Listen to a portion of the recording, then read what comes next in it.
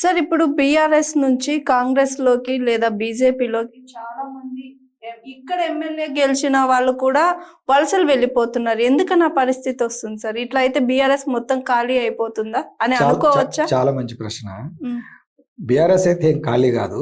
BRS కావాల్సినంత సభ్యత్వం ఉంది, కావాల్సినంత క్యాడర్ ఉన్నారు, ప్రజలలో ఆదరణ ఉంది. ఈయాటికి కూడా కేసీఆర్ గారు అంటే చాలా మంది ప్రజలు దేవుడుగా భావిస్తున్న పరిస్థితి కూడా ఉన్నది.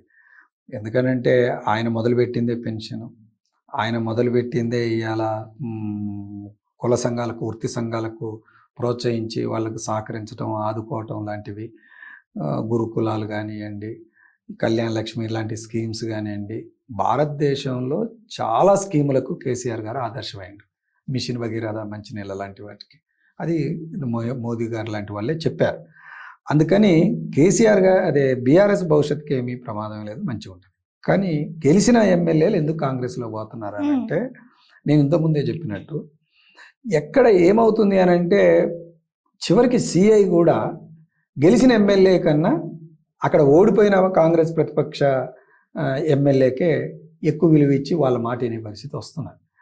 ఇక అభివృద్ధి మాటకు వస్తే, గెలిచిన ఈ ప్రతిపక్షంలో ఉన్న ఎమ్మెల్యేని ఏ రకంగా పట్టించుకున్న పాపాన పోవడం లేదనేది ఒక అభిప్రాయం కలుగుతున్నది.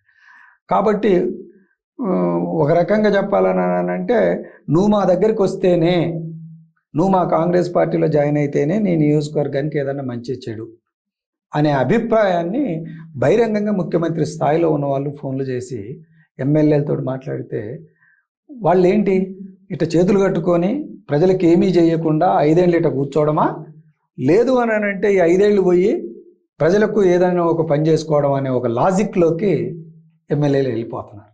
దాని కారణంగా కొంతమంది ఆశపడి వాళ్ళు కాంగ్రెస్లోకి వెళ్తున్నారు. కానీ ఏమైనా కొంత నీతి ఉండాలా, చెప్పాలా జనానికి.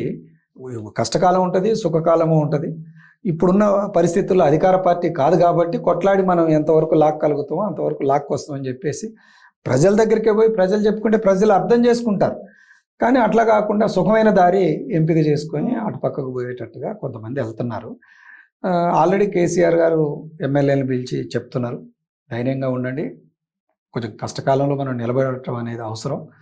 అదే రకంగా అనేక రాజకీయ పరిణామాలు కూడా వేగవంతంగా మారే అవకాశాలు ఉన్నాయి. కాంగ్రెస్ పార్టీ ఇచ్చిన వాగ్దానాలను అమలు చేయలేదు. ప్రజా తిరుగుబాటు తొందరలో వస్తుంది.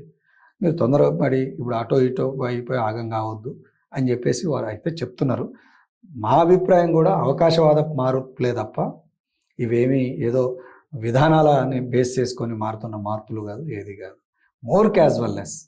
మనం గెలిచినాం, ఎట్లా ఈడుంటే పోలీసుడు ఫోన్ ఎత్తాడు, ఎంఆర్ఓ ఫోన్, కలెక్టర్ ఆహ్వానించడు, ప్రోటోకాల్ దెబ్బతింటుంది, రోజు ఏదో వచ్చి కాక ఆడుంటే హాయిగా ఉంటాం. That's all. ఈ సింపుల్ ఇట్లాంటి లాజిక్స్ తోటి పోతున్నారు. ఇలాంటి వాళ్ళ భవిష్యత్తు ఉండదు. ఇలాంటి వాళ్ళకి ఎప్పటికి కూడా భవిష్యత్తు ఉండదు. ఒక విధానానికి కట్టుబడి, ఓ పనికి కట్టుబడి, ఓ నిబద్ధతతోటి రాజకీయాల్లో ఉన్న వాళ్ళకి చిన్నగానైనా భవిష్యత్తు మంచిగా ఉంటుంది.